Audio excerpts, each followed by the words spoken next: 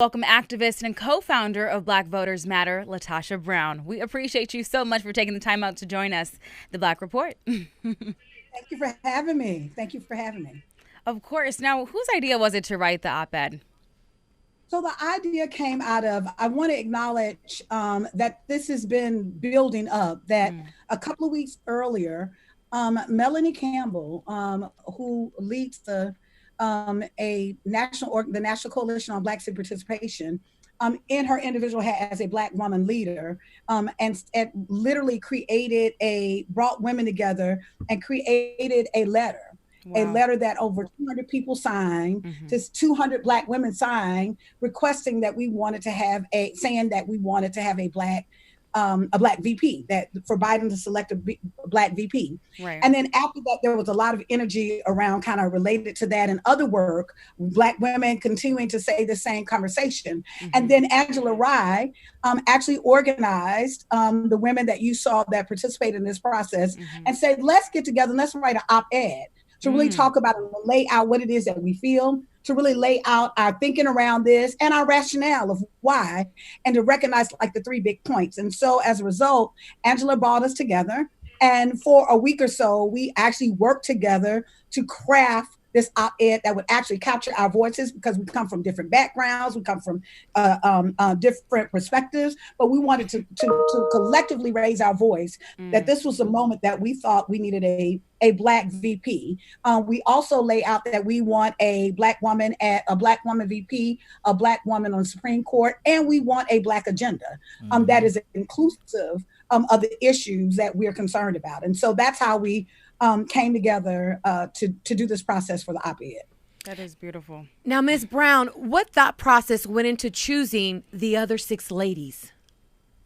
I think part of it is Angela, because I don't want to, so I'm in Angela's head. I think part of it is Angela wanted to make sure many of us are in relationship with each other.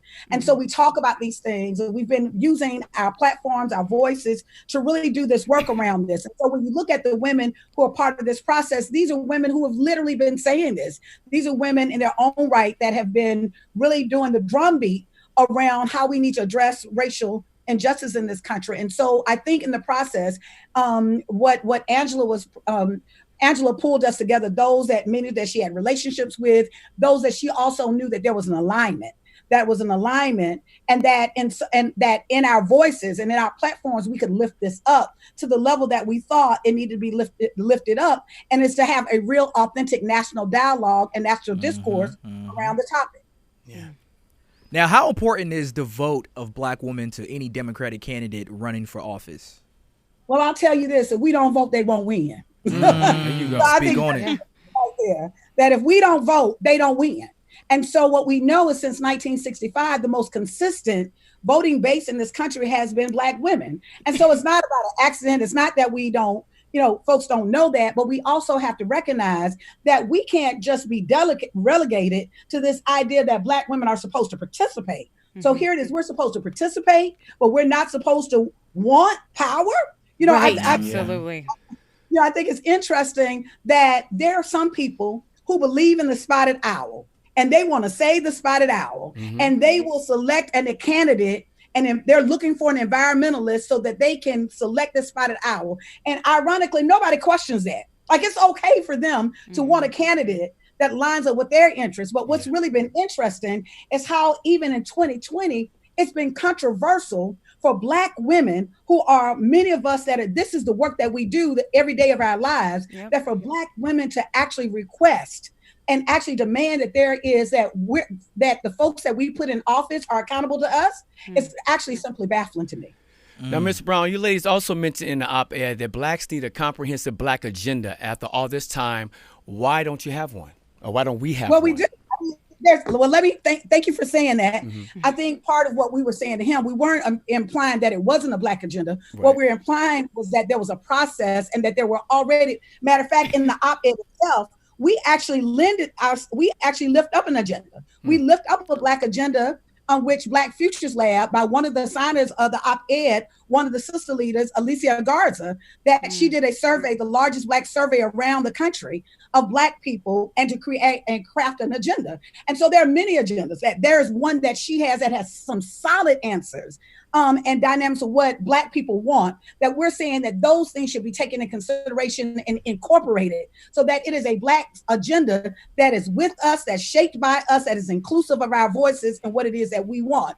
There are also others, like the movement of Black Lives has a fantastic agenda around what they believe that should be in a political platform around policy priorities for Black folks.